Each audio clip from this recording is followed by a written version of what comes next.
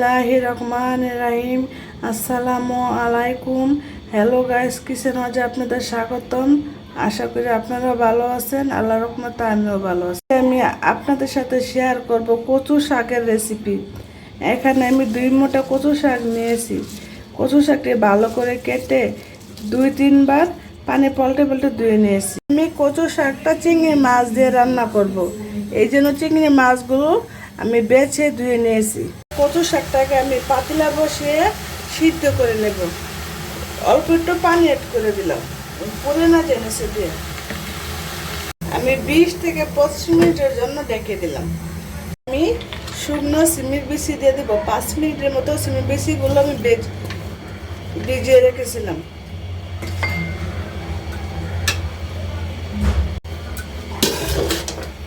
আমি কচু শাকের সাথে এগুলো সিদ্ধ করে নেব।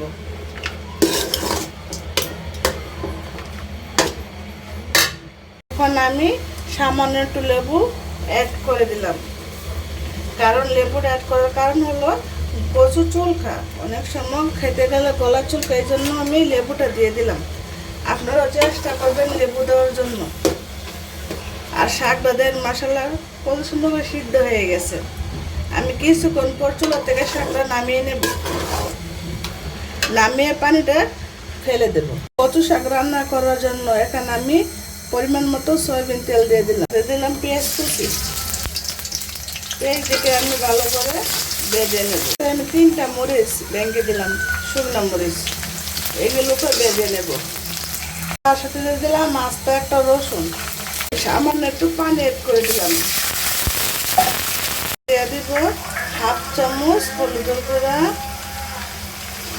1/2 চামচ ধনিয়ার গুঁড়া,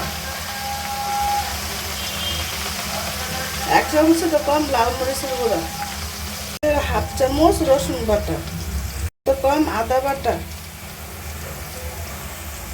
দিলাম পরিমাণ মতো লবণ। সব মশলা একসাথে মিশিয়ে নেব। মিশিয়ে 5 মিনিটের মতো মশলাটাকে আমি কষিয়ে নেব। একটা গরম মশলা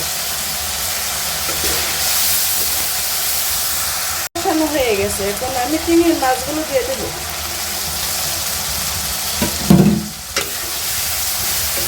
মাছগুলো কিছুক্ষণ আমি কষিয়ে নেব। মাছ কষানো হয়ে গেছে, এখন আমি কচুগুলো দিয়ে দেব। এখন আমি কচু শাকটা সব মশলার সাথে মিশিয়ে নেব। দিয়ে দিলাম 4-5টা কাঁচামরিচ ফালি করা। শাক রান্না আমার হয়ে গেছে। এখন আমি চুলা থেকে কচু শাকটাকে নামিয়ে নেব, নামিয়ে পরিবেশন করে নেব। কচু শাকটা আমি চুলা থেকে নামিয়ে একটা বাটিতে পরিবেশন করে নিয়েছি। দেখেন মশলা কালারটা কত সুন্দর হয়েছে। আপনাদের কাছে যদি ভালো লেগে থাকে চিংড়ি মাছ দিয়ে কচু শাকের রেসিপিটা কমেন্ট বক্সে জানাবেন। আর লাইক কমেন্ট শেয়ার দিয়ে দেবেন, আর সাবস্ক্রাইব করে দেবেন। এখনও যারা আমার চ্যানেলটা সাবস্ক্রাইব করেন না, প্লিজ আমার চ্যানেলটা সাবস্ক্রাইব করে। বন্ধুরা আমার ভিডিওগুলো সময় নিয়ে দেখে তাদেরকে অসংখ্য ধন্যবাদ জানাই।